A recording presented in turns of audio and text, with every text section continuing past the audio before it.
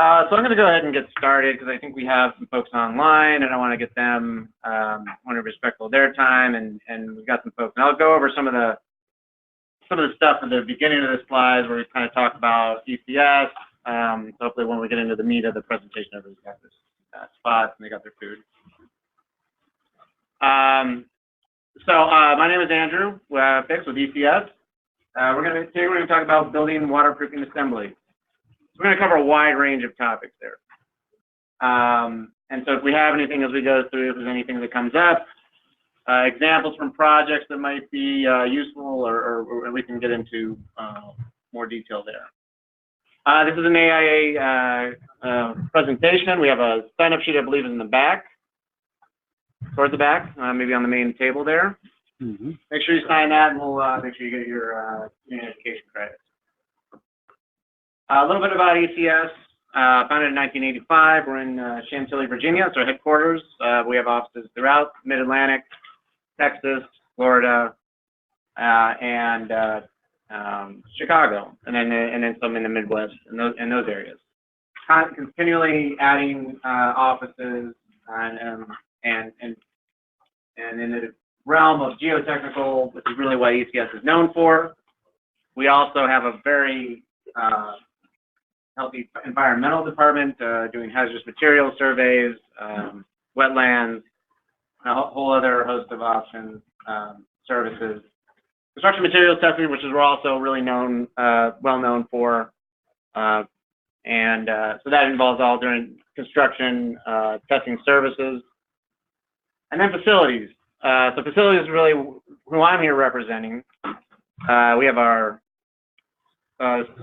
and specifically the building envelope team within facilities.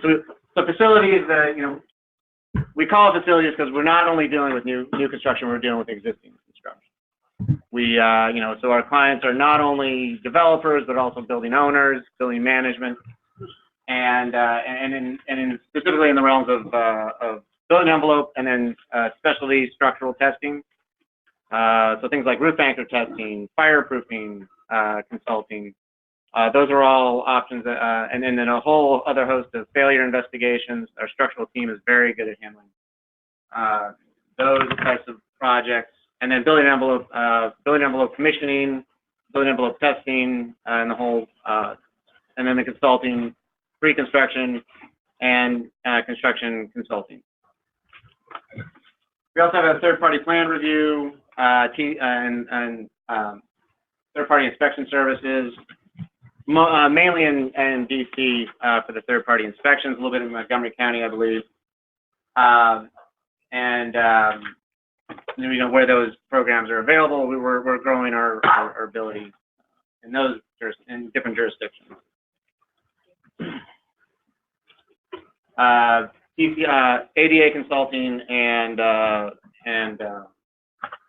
then there's several other things that I'm not mentioning right now. But so I think we have some flyers of all our services around, and I can certainly provide more information on that. So for this presentation, I'll go through our objectives real quick. We're going to talk about quality management throughout the process, pre-construction through completion.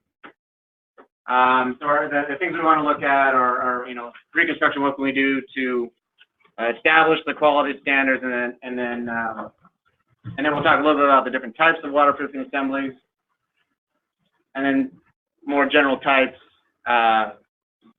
components, and then we can get into some testing, and then we'll also look at the common problems at the end. I think that is the most useful, and some visual examples, some photo examples of issues we found in the past, and we can talk about the guidance for when you're doing your site visits, or when you're reviewing documentation from other site visits, items to note as you're going through those items.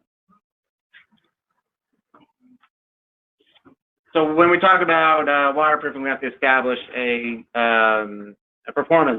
level of performance for the project.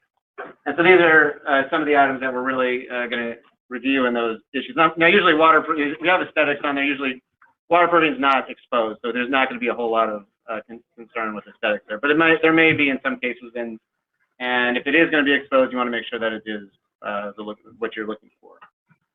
But more importantly, the performance, if it's appropriate for the climate, and what's the expected useful life of this material. And so, of course, there's a cost associated with the higher performance, as with everything. So we recommended a document review, peer review. So that's one way to help establish that quality, establish this performance level at the beginning, help make sure that that's carried out through the project, through the design. Performance review, document peer reviews, 35, 65%, 50% or 95%. These are all different milestones where, depending on the project and the schedule, ways of working in those document reviews to identify things like constructability issues, making sure that the systems are interfacing the way that they should be, that there's a sound transition from one manufacturer to the next, and just make sure the overall building is going to perform as designed. And submittal, shop drawing and submittal reviews. I have a lot of projects where you as a designer ask for a lot of submittals and they are not submitted. So I think those are probably smaller projects. I think probably the projects you're involved with, there's probably a higher level of quality that's expected, and those submittals are approved. But there are, I think every project, if there's submittals that are required, they need to be reviewed. They need to be given in a timely manner to allow you to review them. And make sure they meet the standards of quality. Pre-construction meeting. This is something that should be noted. I definitely recommend noting in the specifications and setting up, and it's something that doesn't always happen. But this is where anytime that there's been issues, probably because at least I can guess that there was not a pre-construction meeting to identify the issues ahead of time. It was just the right individuals were not at that meeting. I think I can say that when we have a project with major problems, there probably was not a pre-construction meeting or one that met the requirements that I have here. You're talking about an overall one or for a particular trade? For a particular trade. That's a good question. Yeah, so I'm talking about a particular trade. So when we're talking about starting below grade waterproofing, we need to have everybody that's involved in that project in that meeting. So that's not only the applicator, the art designer, and the owner. That may be the core team, but it may also be the concrete installer. They need to know either what the quality of the concrete that they're going to be handing over to the waterproofer for them to do their job. It may be a plumbing contractor, maybe electrical contractor, because they might be penetrating through that waterproofing for different utilities, and so they need to be involved in that initial process. And it's not always easy because their scope may be down the road. So having a good and that's the contractor's responsibility. But having a contractor that's conscientious about those things and is in your role making sure that the contractor is doing what they should be. I think it's a team effort, but that is their responsibility to ensure that they have those pre-construction meetings. And also, if there's a third-party quality assurance like ECS or others, but available or on the project, they should be at that meeting as well to coordinate the expectations for to understand the inspection process, documentation process. Is there a warranty required? Are there inspections required for the warranty? There may be, especially for below grade waterproof. There may be a component where the third party is also one that's helping the manufacturer assure that the warranty is valid.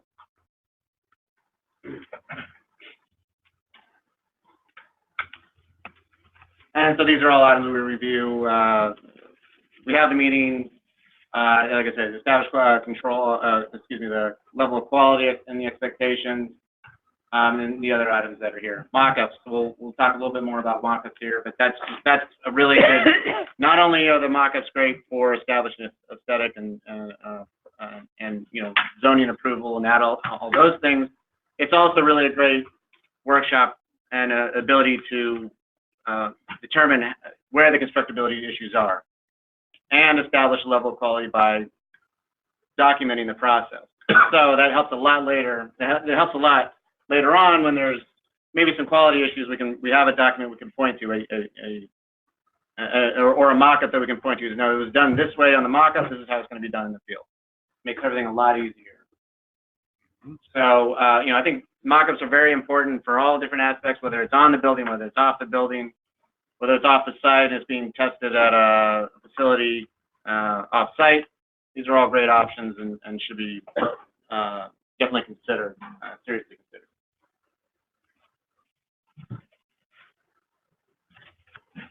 And so I think this pretty much what I've said. That's a validate functionality. I think that's a great way to say it.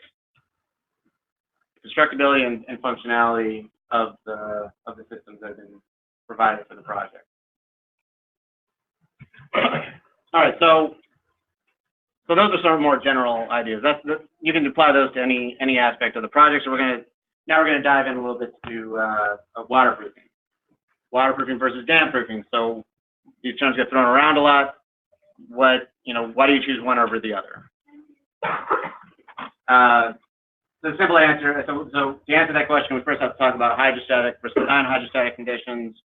What does that mean is if we have an expectation that the groundwater level is going to be above the bottom of the footing or the bottom of the lowest level, and we have an expectation that there's going to be water present and exerting pressure against the wall to be waterproofed or damp-proofed, then if we have that expectation, then it should be waterproofing. So waterproofing is going to be in a place where you have, we expect the presence of hydrostatic conditions. Damp-proofing can be considered if it's just maybe it's not a below-grade space, but that's a lot of risk. And that's a discussion of risk. Is I would not recommend if you have a below-grade space that's being occupied, damp-proofing is probably not a good idea. So I'll just say that. Damp-proofing is probably appropriate when you're trying to protect just an extra level of protection of structure or some other reasons you might have. So that's really all I'm going to say on damp-proofing. We'll move on to the waterproofing, which is kind of the title of the presentation, and there's a lot to talk about there. A lot of different types, and so we're just going to go through some of the different types. If you have, for below-grade waterproofing, we have 3 different basic types: fluid applied, liquid applied, a sheet waterproofing type. I'd also say there is a spray applied, which is a 2 components, so like that's not as common in this area at least, but there is an option. Preconstruction products has a spray applied system, and then we have bentonite up here, which is really a sheet applied. It can be sheet or fluid applied actually, but that's more of a type of waterproofing in itself. Bentonite's a mineral that's naturally occurring, dug up, and when it comes into contact with water, it expands. So it responds to, and that's how it can be used as a waterproofing system. It swells and becomes impermeable.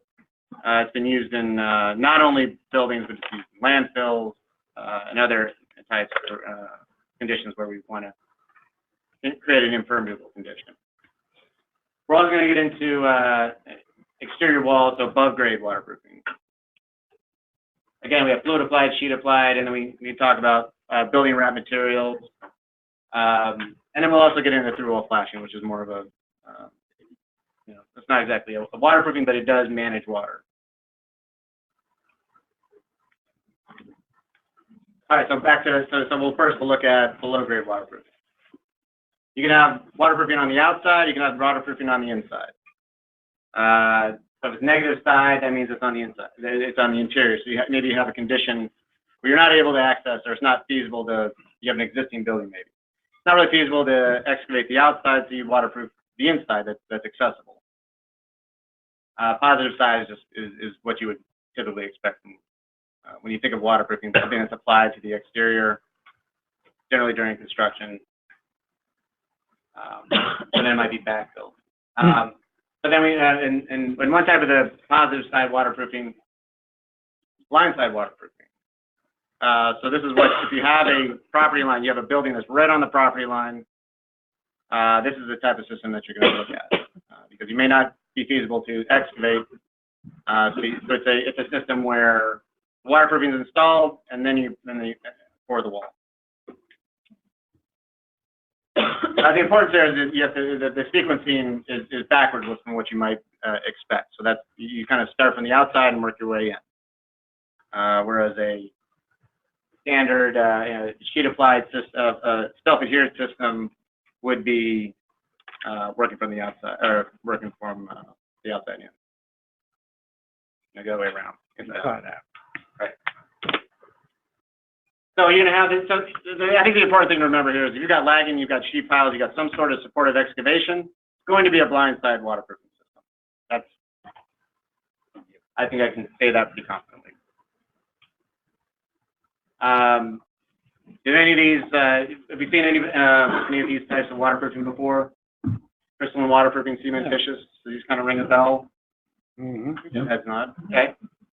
Crystalline is probably the more common one you run into. If you have an elevator pit, it's probably going to be a crystalline waterproofing. Exhaust shaft and garage. Mm-hmm. Yeah, anything in a garage, or you're not, maybe it's not accessible, but it's something, and maybe it's not a high concern of water intrusion, or it's just, you know, it's all about risk management. So that's one thing I can say on this. Is when you select a waterproofing, it's about what is the risk versus cost. That's really what this discussion is. And it may be too costly to excavate, so you look at a crystalline system. Or you look at cementitious or one of the other items on here. So what I will say about these is that there's less of a guarantee here that you're going to have a dry condition on your interior space. The best way to manage water is to keep it from getting in the building. So here you're trying to manage water once it's starting to penetrate through the wall, whatever wall you're trying to waterproof. So there's an inherent, not a flaw, but it's an inherent weakness there. The important things I can say about these beyond that is crystalline is one that is actually modifies the concrete. So it's actually not, it acts more as it plugs up all the cracks and micro cracks of the concrete capillaries and prevents, tries to stop water as it's moving through the wall. The rest of these are applied to the interior face of the wall and attempts to stop water at that layer. So those are kind of the two differences between those systems. On the other side, if there's money in the budget to do that, this is a preferred option. You can see there's a lot of different options. And each one of them has their benefits, cost, functionality.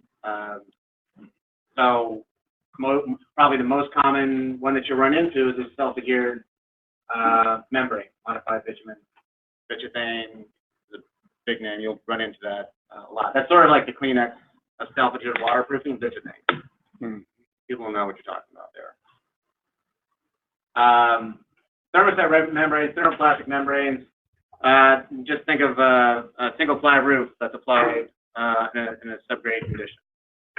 The seams are welded, or they're generally welded. It's a great system, rather expensive.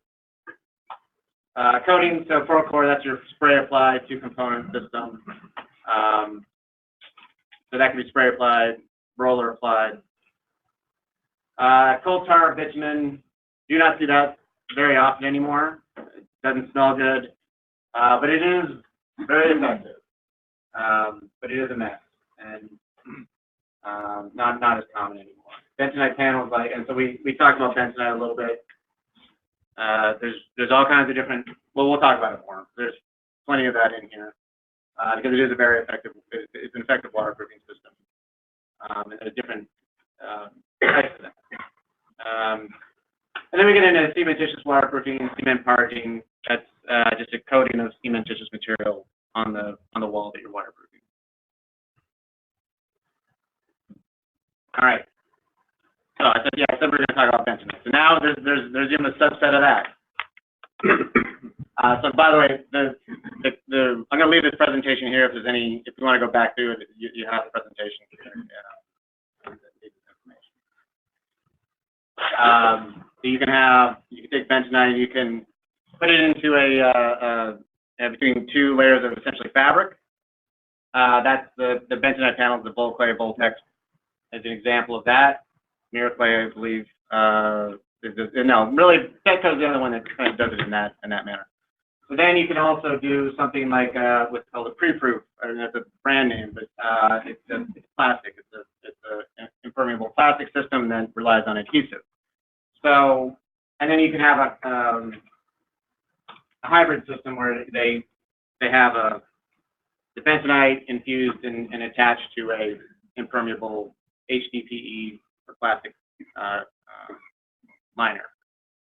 So that's really, that's the best option right down there, because you've got this impermeable layer, but if you do get a puncture, you have this bentonite running underneath there that will swell and seal any openings if you have, if something happens. And when I say something happens, that's usually during construction. That's usually when you're going to have damage that occurs.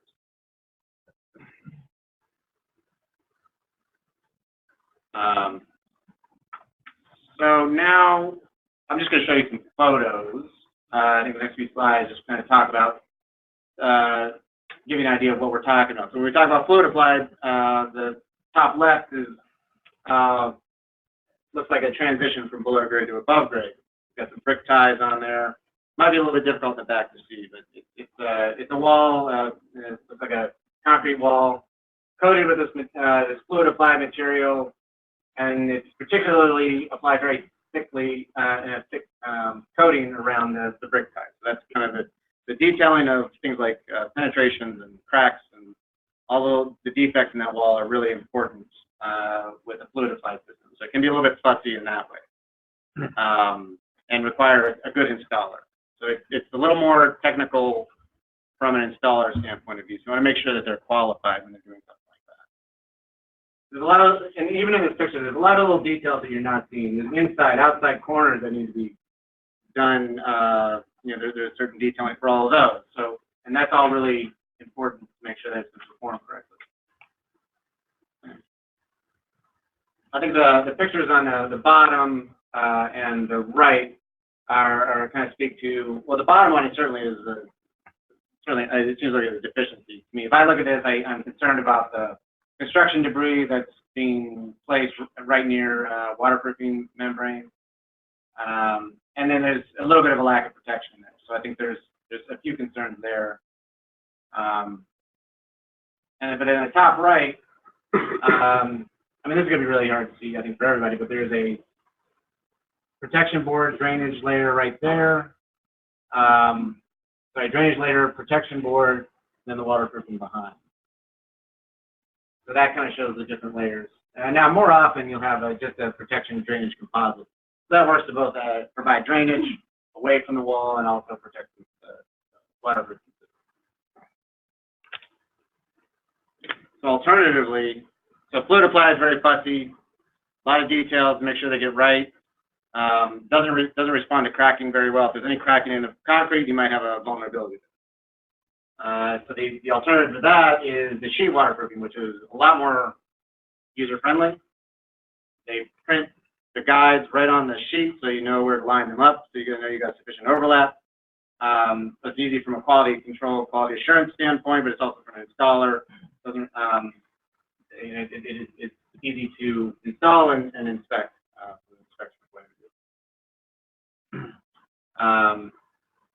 So on the right here, we've got the two blindside systems that I talked about earlier.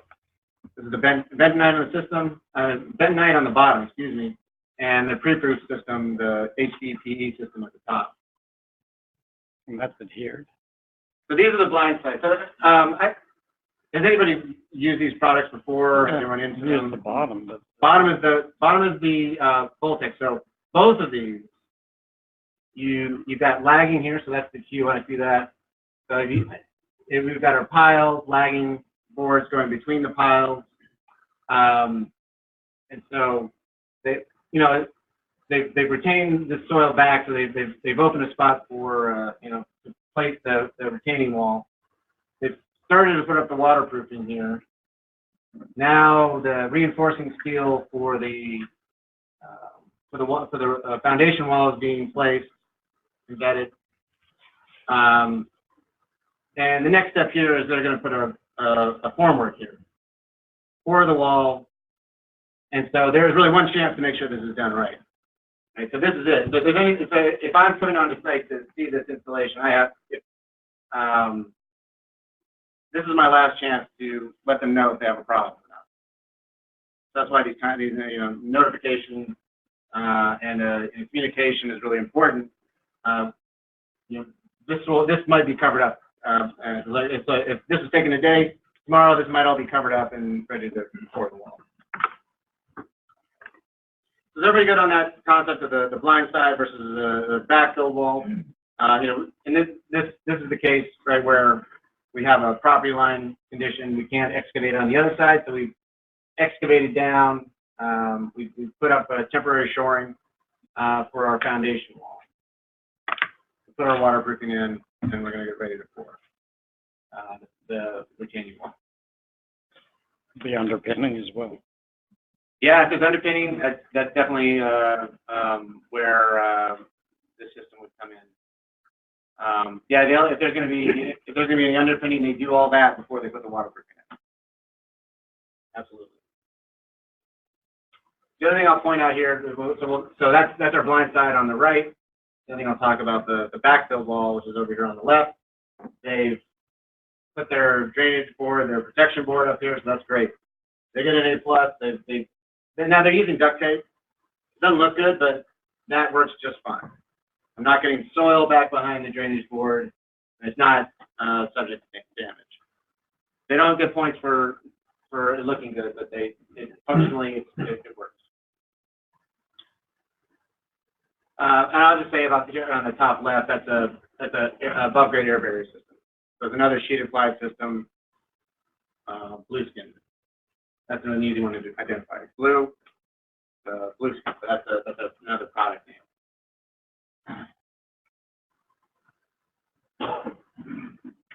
So I'm guessing that you probably don't do a lot of Tyvek, because I don't see a lot of.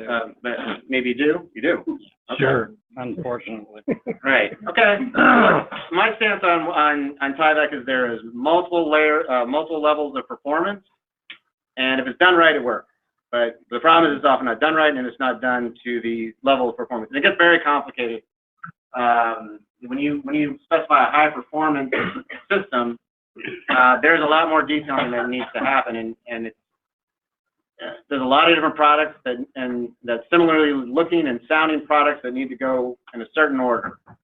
And I think installers don't necessarily understand all the complexity in that process. We could have a whole presentation on Tyvek, and I don't think we need that's not really the intent of this meeting. But just know that there's these different levels of performance, and when you do something like on the left where you have Tyvek, okay, they put their Tyvek tape on there, but then they've got this Protecto wrap. Well, that's not a DuPont system. That's not a DuPont product. It invalidated the warranty. So I think that's the important thing to remember is that this system, it is, everything's got to be DuPont unless there's a letter saying that they can do something else. Now, what I will say about that is they've at least shingled the system in the way that they should. A lot of wrinkles though, so I would ding them on that. I would make sure that they either replace this or install it correctly. So it's a little bit messy on the installation, but it is also the wrong product. On the right, I mean, I couldn't really speak to anything other than Tyvek. I mean, there's really not a competitor at the level that Tyvek really has to market, to be honest. I don't say much more on that. But what can happen, so just to know that there are competitors on the market, and sometimes they'll mix similar looking materials that can be mixed and matched, and that again invalidates the warranty. So the Tyvek comes out and they find something that's not theirs, they say, oh, installer error, but we don't cover this under a warranty. Through wall flashing. So it's not a waterproofing per se, but it's a water management system. Most walls now are designed to be cavity wall systems. I I can't think of one that I've seen lately that's not.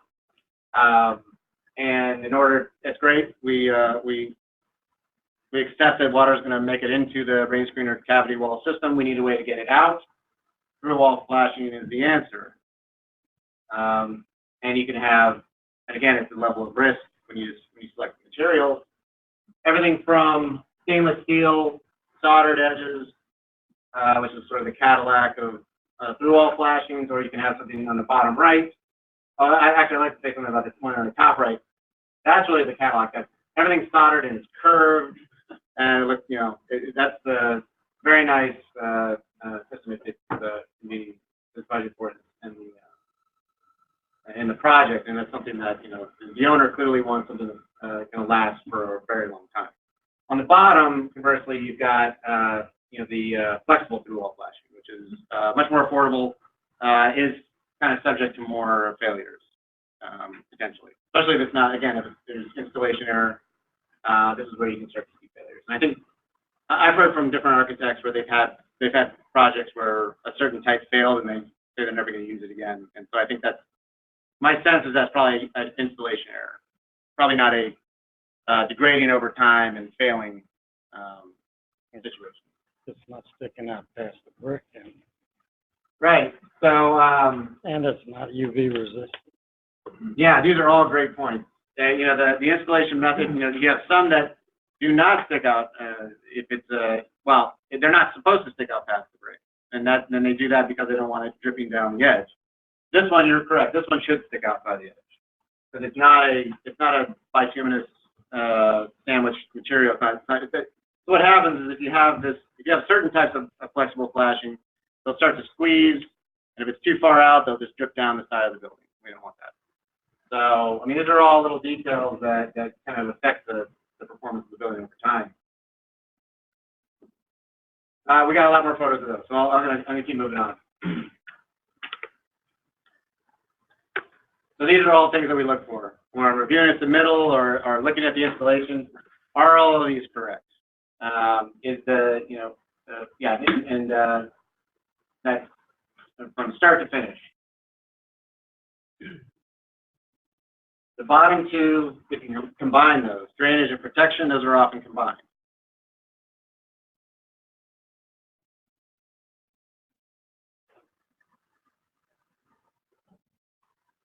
Yeah, I think that, I mean, all of these are in service of making sure that these are correct. So each one of these items is going to have a product data and an application instruction so that the installation steps are completed correctly.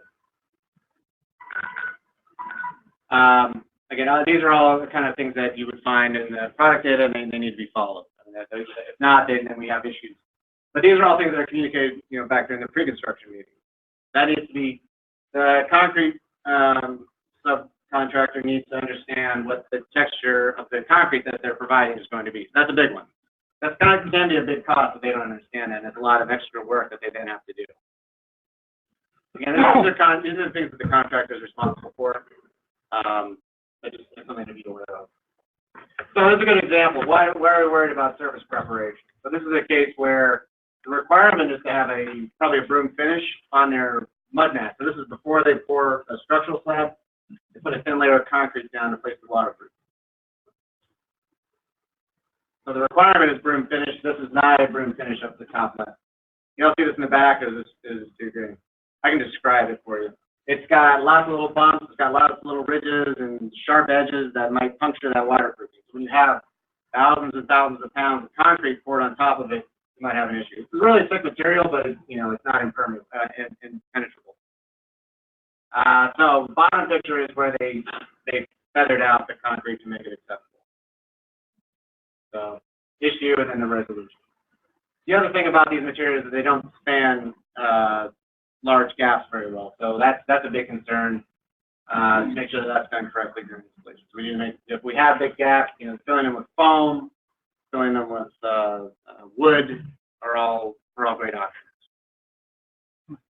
So this is the supportive excavation, the lagging on the bottom right, where there's a big gap that if that was left open when they poured the concrete, it would just punch a big hole in the waterproofing, and now you got a leak potentially. Instead, we put insulation to remedy that. Keep moving. Similar to the, so this is specific to fluid applied systems.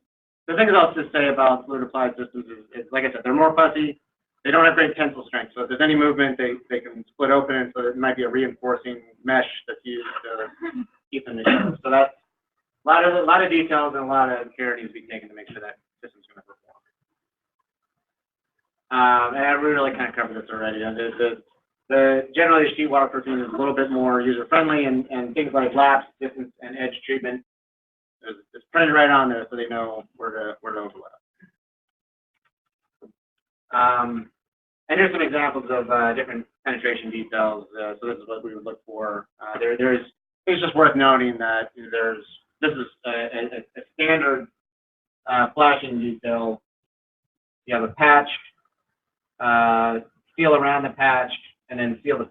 Oh, sorry, it's top right patch, bottom left. Now you cover it up with tape and seal it up, and then over on the right, then you just add more stuff on top of it. So that's a kind of a standard penetration detail.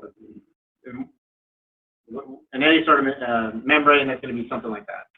So you got kind of 3 layers of protection at this weak point. Regular details are a big thing to watch out for. We've had some projects where this leaks. So this is again a temporary supportive excavation feature. You go onto a site right when they've excavated the hole. You'll see these all over the place to keep that up temporarily. Once the retaining wall is in place, they don't need these temporary supports anymore, so they get cut off. So they get cut off, that the waterproofing starts to get burned, and then you have every one of these, and maybe you have these every 16 feet. Now every 16 feet you have a leak. So that's something we would look for, make sure that that's being the installer understands how to do this detail, and they're doing it correctly. Let me keep moving. I just point out this is another big thing when I talk about, when you have a pre-construction meeting, you have all the trades on board and involved in that meeting. So this is a coordination issue that is very common. On the bottom right, we have a conduit that are spaced pretty closely together. So right here, this says pipe sleeve extending 4 inches beyond, no, that's 3 inches. I think 3 inches is usually what's required. 2.5 here. So 2.5 inches. 2.5 inches is required. So just above that photo, it says 2.5 inches is required around the penetration. So right now, the point is that these conduits on the lower right, there's not 2.5 inches between them. Or I guess, yeah, there's not 2.5 inches. So now you've got a potential leak there. These guys that are doing the waterproofing typically don't have very small hands. They generally can't get in there to waterproof it. So drainage materials. Why do we have drainage materials? That may be, they may not always be required, and they certainly, should be. If there's not a way to move, the idea is you're moving water down from the top of the building, and you should have some way of moving it away from the building at the bottom. So if there's not a perimeter drain or something to take the water away, you really want to consider whether having a drainage board is the right thing to do.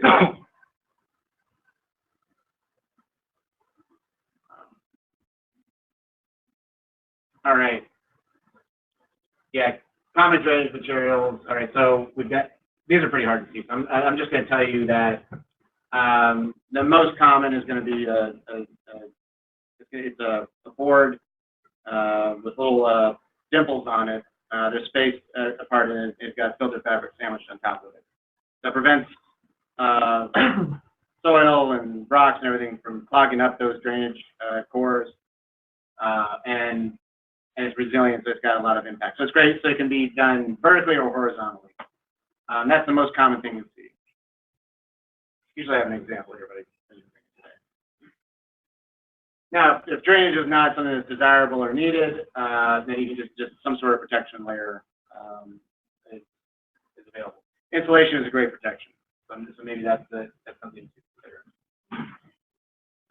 I think the important part here is at the bottom is that the protection board, the protection, whatever method you're using for protection, that the biggest, I shouldn't say the biggest, but a lot of damage that we see is from work happened, and it's a sequencing issue. The work happened, and then months go by when things can be driven into the waterproofing and damage it, nick it. So this is a thing to watch for, and we note this a lot where things are not being protected sufficiently.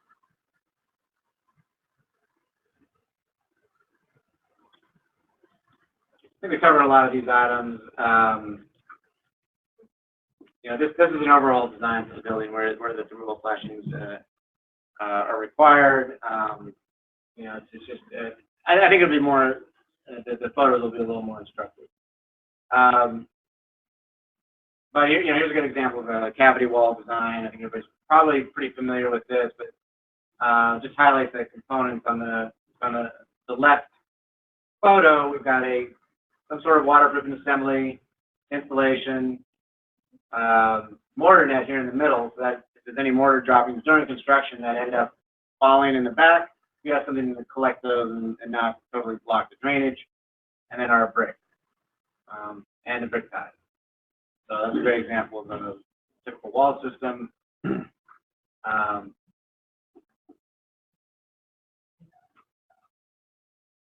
This deck coating materials are just talked about like a traffic coating. So it's pretty similar to other. It's UV stable, so that's an important thing. Noting where materials go, are they going to be okay if they're exposed to the sun permanently?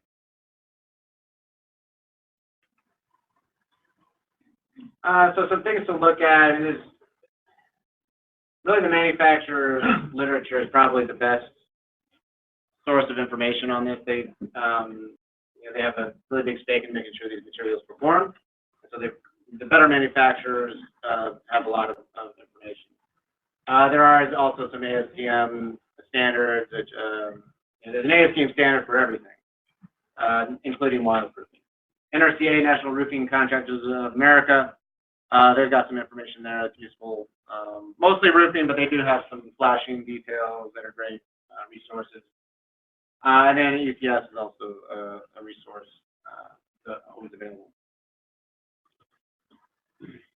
All right, so I think the interesting part here, and a little more, we can talk about a little more in detail, some common issues that we see. So these are all damage that's occurred during construction. These are all what I would note as deficiencies if I saw them on site. Top left, we have damage to the protection board, and then you got exposed waterproofing, and you got a lot of soil up against their unprotected membrane. These systems are generally not very resilient to damage, so that's an important thing to remember. On the right, same issue. It's just materials falling off the wall, and now we've got a lot of material getting back between the protection and the membrane itself. That's subject to damage. And we got some messy sealant work here on the right, just general debris, and I think we've got some better pictures of the one on the left. So that's just an enlarged image of before. The one on the right we see a lot. It seems minor. We've got a little bit of the top right. There's a little bit of stone there between the protection board and the waterproofing. So it doesn't seem like much, but if that's 2 stories down and that starts to get backfilled, that's a real potential that there's a lot of pressure that starts to get pushed against the membrane and may cause damage. So that's a really common one right there, but it can cause issues long term. And then bottom right, we just have just damage from it's clearly just construction activity, but it's an issue that needs to be repaired. So that's kind of the below grade systems, and then looking at the termination. So how do we move above grade? We want to the big thing about waterproofing, if we come away from this presentation with anything, is that the waterproofing should be continuous, from top to bottom. And so some ways of what we have here on the left is one way of terminating the waterproofing, but termination bar. You should be familiar with that, but there is right and wrong ways to do it, and what we have here is a way that's failed. The termination bar requires complete and even pressure along the top of the waterproofing to make sure that it's going to stay intact. So I think what happened here is it's exposed to the sun over time, and maybe there wasn't enough allowance for thermal expansion, and maybe not enough fasteners. And so it's just pulled off the wall, and now we've got an open condition that's going to allow for water infiltration. The rest of these are just, the bottom two are just pour sealant insulation. Anything like that is just not going to work. I think there was an attempt to seal some holes, and maybe they forgot, in the process of installing their flashing, they forgot to seal something, so this is the result. That has to be redone. There's really no other way to do it.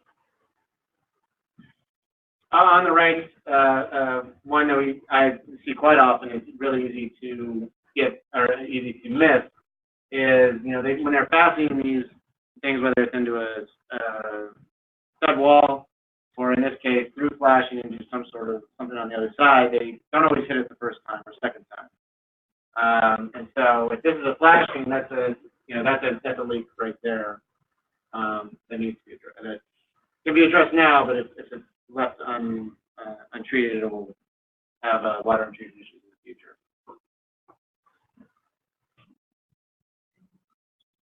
One thing I didn't really talk about was water stop. So that's you probably showed in a lot of your drawings, a little square in your foundation walls. Structural designers showed a lot on theirs. Well, what is it? It's this little strip of material that usually is bentonite. It expands when it comes in contact with water. Anywhere you have a pour stop, or anywhere you're stopping the pour and you want to waterproof the wall, water stop is generally required. It's just an extra layer of protection.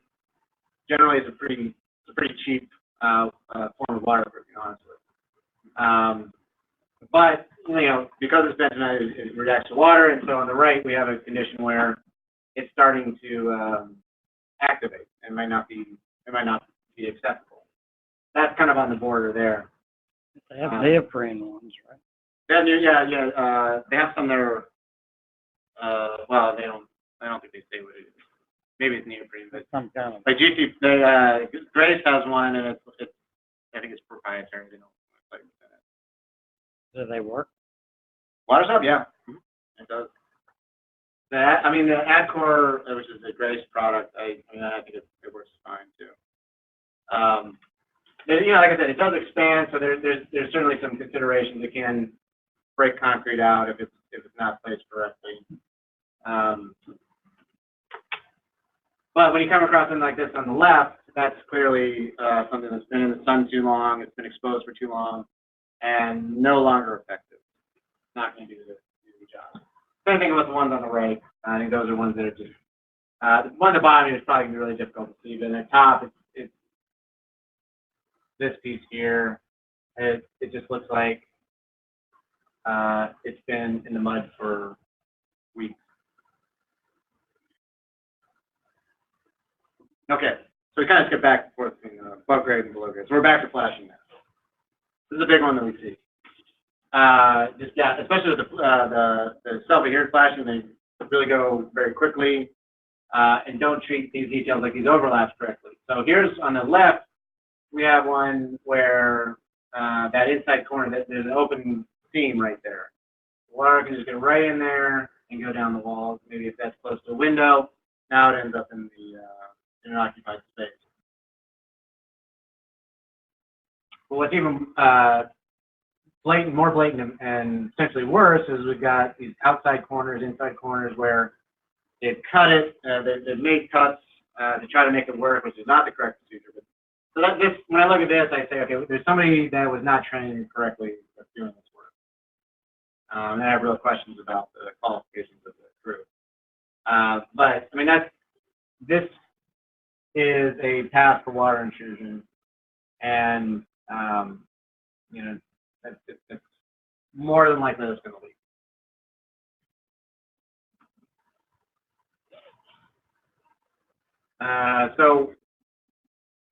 So here we're back to the bentonite system. So it's a big thing to say about that is it's been exposed to water for a long time. Generally, it's not a problem if it's a weekend. It just can't be a week, 2 weeks. So they've cleared it out, and maybe they've replaced it in this case. The process of replacing it. All right, we're back to roll flashing. So more open laps at the top. So you got water coming down here. It goes right behind there. You always want to have a positive lap, but any of the systems, that always the top overlaps the bottom. Kind of the rule. And so this is something that didn't meet that. I don't know what the intention there is. But we can put more over there.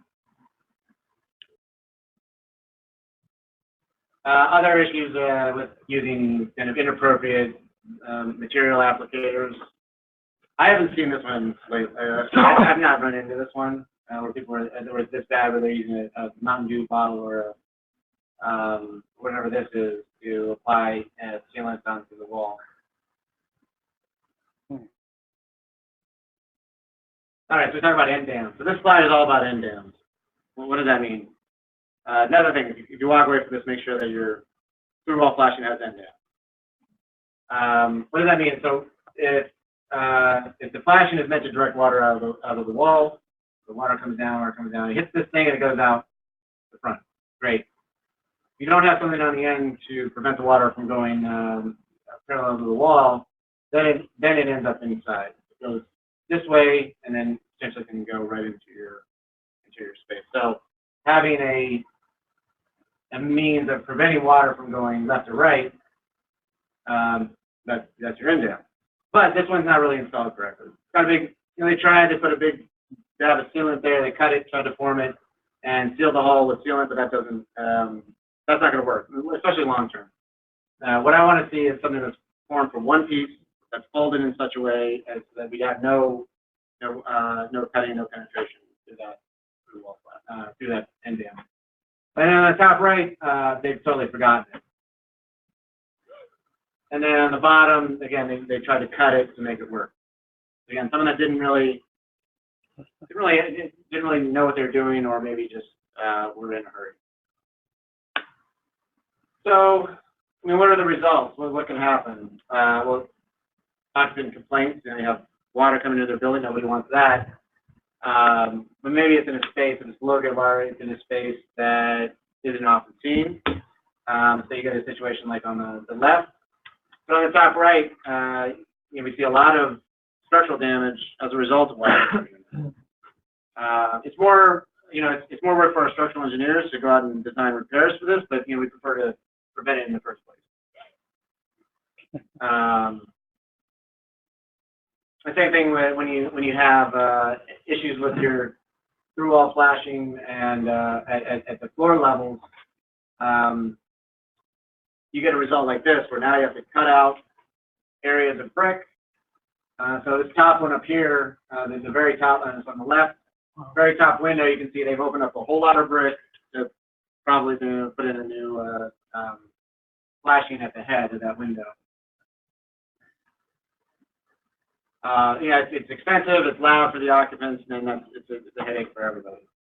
And issues with waterproofing are not limited to what I call bulk water intrusion or puddles on the ground. It can also be what we have on the right, where we've got vapor intrusion, and, or water that's soaking into the wall assembly and then causing issues like peeling paint, mold growth.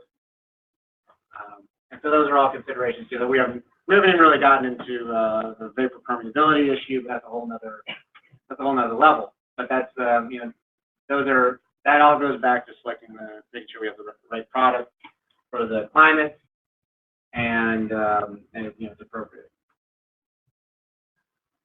And this is just another example of structural damage where we had, in a space that we would not have seen otherwise, we had structural damage, corrosion forming in an enclosed space. All right, so anything in there? Any questions overall? Anything you'd like to revisit?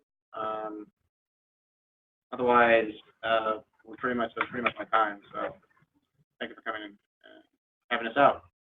Thank you. I've had B questions before where they tried to take out the bentonite waterproofing on the below grade garage and go to the line throughout. And I said no. Yeah. But it seems like no, it seems like a bad idea. Yeah. As I say, selecting the waterproofing is all about risk. Well, You know. yeah, but the crystalline doesn't work above like a 1/16 or 1/8 inch crack. Right. So So then it's not only the crystalline. So then you have to wonder how much cost savings is there really, because you got cracks larger than a 1/16 of an inch. You have to seal them, cut them out, seal them. That's expensive. But the crystalline waterproofing is on the inside face of the wall? it's basically an additive. Yeah. Okay. Yeah. Oh, There's so different things you're- you can do. Yeah. You're doing it as an add to the You can do it as an add. Yeah. assignment. You can do it on the outside. You can do it on the inside. I didn't mention that, but you can. You can do crystalline on both sides. We wouldn't. It's risky, yeah.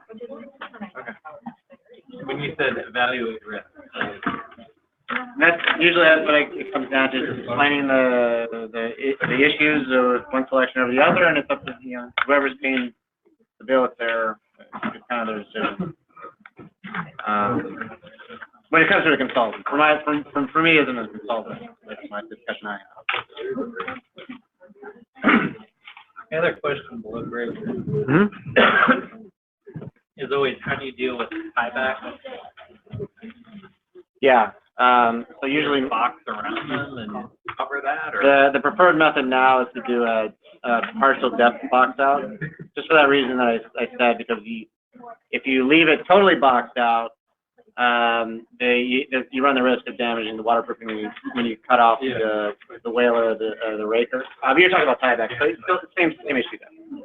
When you start burning the tieback, when you start cutting the cables off, you run the risk of damaging it. So yeah, it depends on a lot of different things. But usually there's like a manufacturer made piece that goes over it, though. That's the answer.